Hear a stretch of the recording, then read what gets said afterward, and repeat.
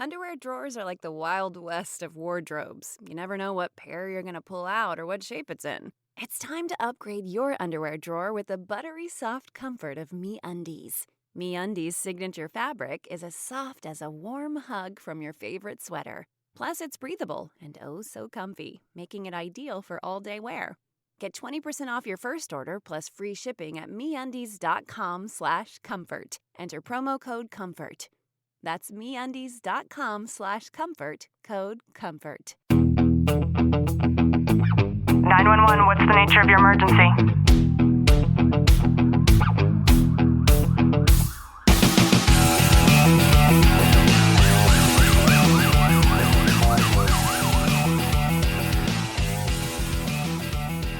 Welcome back to the Talk to Living podcast. I'm your host, Ashley Wilton, joined by Sergeant Wilton. Clint, how are you? I'm good.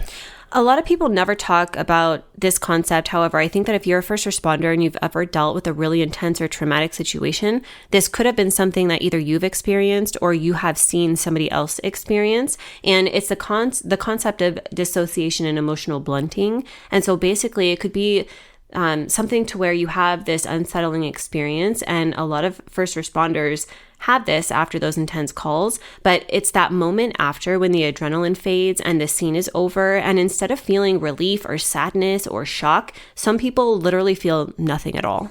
Yeah, and I can see this happening on a regular basis, especially with agencies, to where you're busy all the time, to where you don't even have a chance to have any emotional or physical response to what just happened. And like we joke all the time within our department, is like you could be at a homicide all day, and then your next call for service is arguing neighbors over the dog barking so much. And it's hard to find,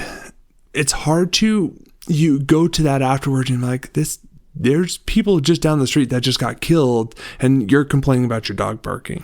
I'm glad you mentioned that, because I think a lot of people who are not familiar with first responders and calls for service, they don't realize that it's literally, for the most part, a traumatic incident like that, followed by another service call right after. Yeah, and it's you never know what you're going to get with an every day-to-day activity, and we as first responders have to show up to everything just as if we would on a normal day where there's not a lot of crazy stuff going on. And I think this level of emotional shutdown often follows high impact incidents. And it's the kind where you know that something big just happened, but your body and your mind seem to basically go offline while you should be processing it instead. And you're back at the station or back at home with your family, but internally you feel super distant or muted or disconnected with your own emotions.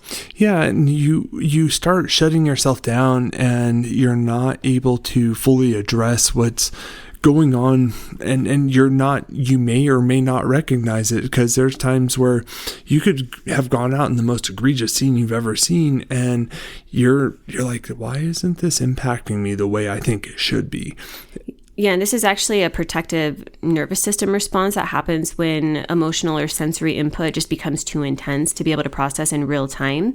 And rather than flooding the system, your brain actually dampens that emotional awareness to be able to allow you to keep on functioning. And then over time, that repeated exposure to the trauma can actually condition this response. And that's what leads to a lot of that chronic emotional numbing.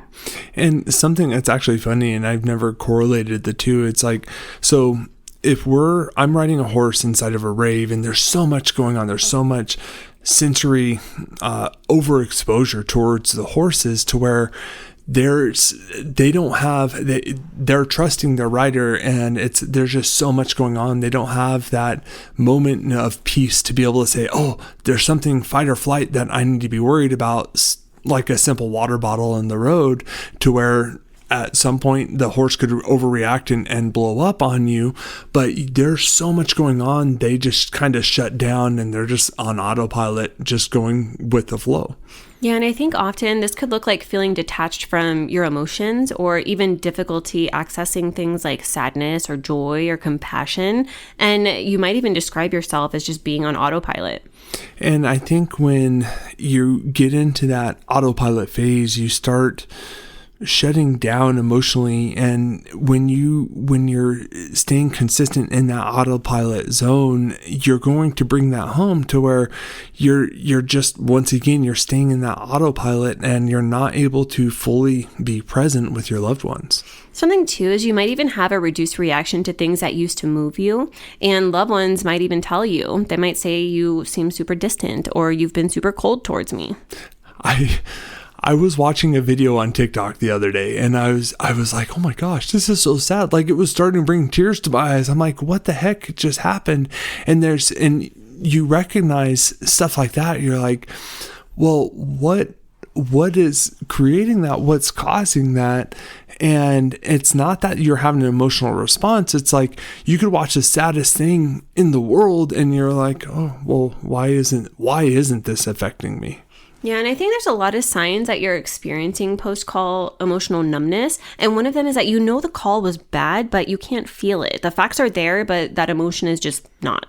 Yeah, and I think because we build up that resiliency in our systems to not be able to have that emotional response to whatever may be going on, and in some instances it could affect you emotionally, and others it may not.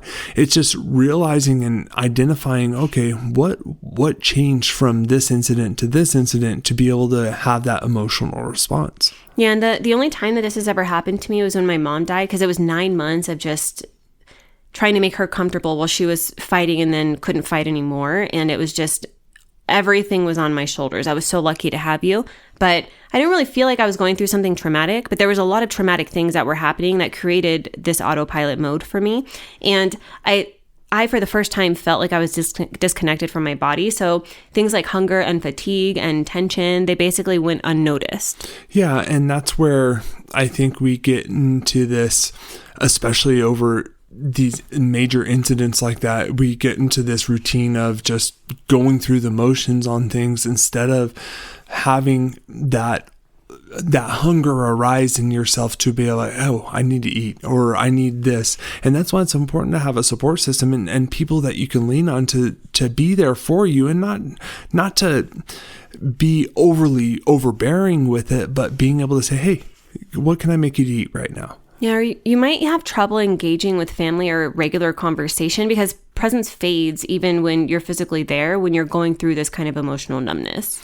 And because your mind's off, you're disassociating yourself from almost this reality that's going on, and you don't know how to connect with others outside of this. Because I think that's, especially as first responders, like I used the example earlier, is I just left a homicide scene and you're complaining about your dog barking. And I think we do the same thing when we come home to our families and we shut off that, like, this is tragic, this is horrible, but it doesn't affect these individuals, or it doesn't affect our spouse, and they don't have that understanding. And that's where we don't need everybody to have an understanding of everything. We need to be able to have that identity outside of what we do. Something else that we see all the time, and we also see a lot of excuses for it, is that you default to dark humor or silence because it's easier than accessing vulnerability. Yeah, people don't like being vulnerable in front of others. We have this ego side of things that we have to bring up with one another, to where, oh, I don't need to show that I'm weak, and we identify it as a weak source instead of saying, hey, this is actually not good. There are ways to help the nervous system to re-engage in a safe way. And I think the first is to just understand that numbness is actually protection. It's not brokenness. And your brain is just trying to keep you functional. And when we're trying to go through the functions and the day-to-day activities without having any emotional response or being able to express ourselves, you start losing that compassion, that person who you once were. You can also create space to process things before the next call stacks on. Unprocessed stress accumulates. So it could be something as simple as calling your spouse and just saying, shit went down, it sucked, but I just need to hear your voice. Yeah, and it's having those avenues and outlets to just say, hey, I'm going through this right now, and I know you can break me out of that. And you can also use different grounding techniques to just reconnect with your body, different movement, temperature, breathing, even listening to a meditation, even if you don't have time to close your eyes and actually perform it. There's a lot of different just neurological sounds that you can look up, calmness ones to be able to just listen to as you drive to your next call. There's so many things that you can do that even if you can't cue in mentally, on a physical level, you're able to pick up that more calming sensual effect to be able to have an impact on you. Yeah, because when you have these notions of breaking that feeling, that emotion with whatever's going on, you're able to adapt and change your mental processing state.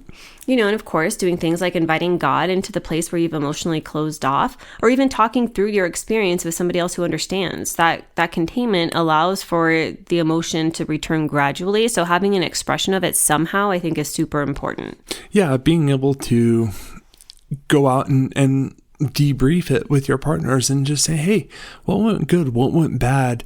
How do you guys, what's your plan for the rest of the day?